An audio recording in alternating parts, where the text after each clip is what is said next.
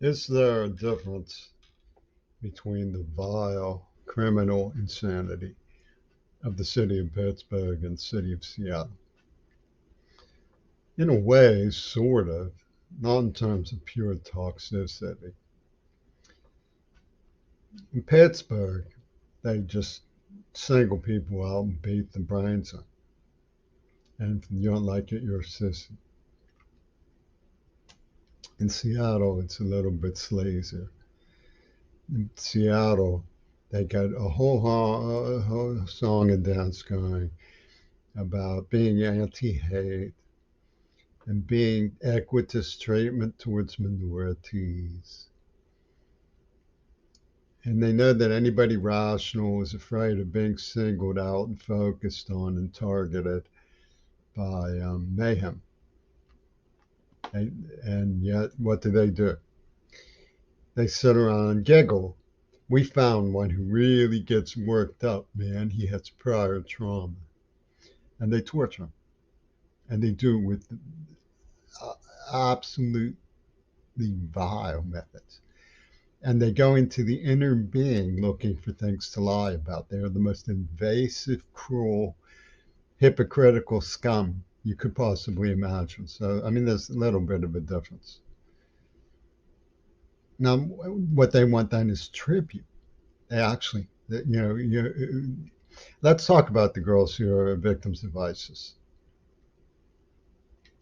They don't necessarily want people making a stink when they're in captivity if it's not going to free them because it might make their captors angry and worse.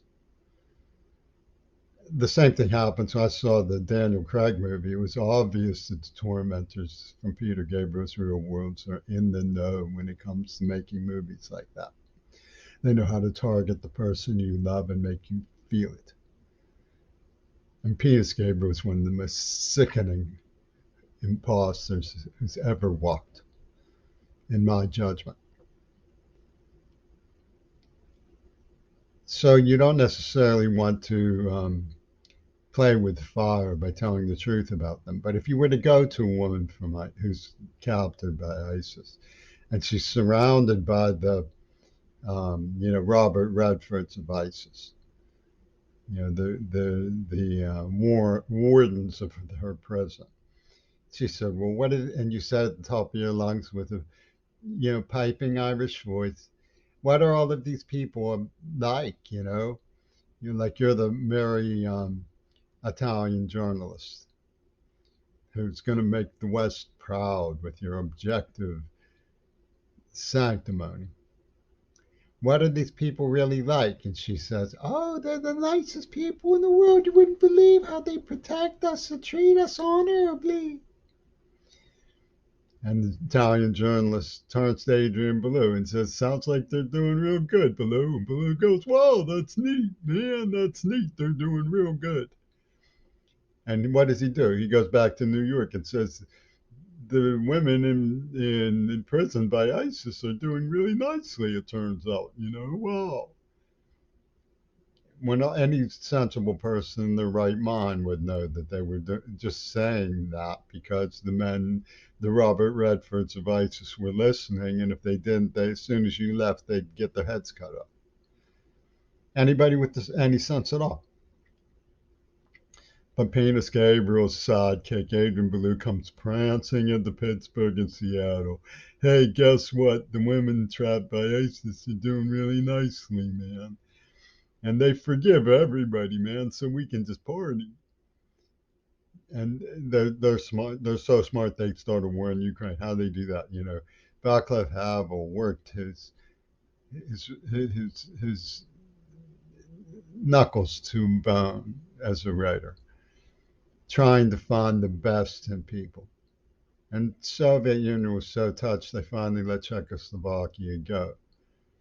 Did the soldiers, the Robert Redfords of Seattle on the West Coast, understand what had happened? Nope. They said, "Hey, frat boy party, road trip to Ukraine, road trip, NATO road trip, and they went right in his animal house.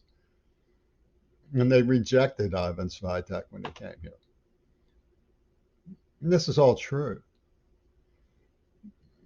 You know, anybody in their right mind would have realized that someone like Twisted Ankle Louie would never have the consciousness to deal with the change in circumstances that Vaclav Havel brought about with the Soviet Union. Nobody in their right mind would have put him in charge of the post-Berlin Wall transition. But that's the only thing Bush could think of. Hey, party, party, party in Ukraine. Yip, yip, yip, yip, yip. Road trip.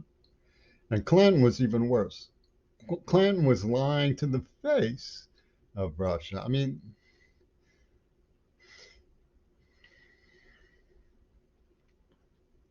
and so Adrian Belew comes prancing. He says, "Guess what, Jimmy?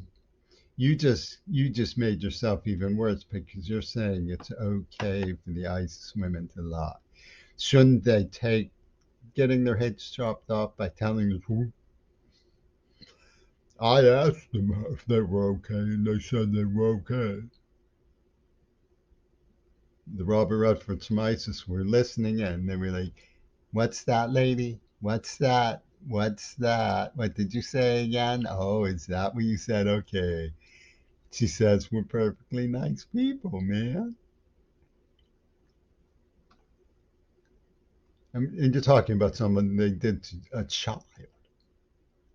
And Flippy Toon comes and says, "Truth, truth." Like he has an aptitude for truth, truth. He doesn't know what truth is. Truth is a gyration in his pinhead. That's all it is to him. It's a plastic reality thing. Spit it out. Admit it. Flippy Toon was the guitarist for Bowie who was full of himself with stuff about plastic reality. If you're going to persecute somebody, persecute one of your own kind.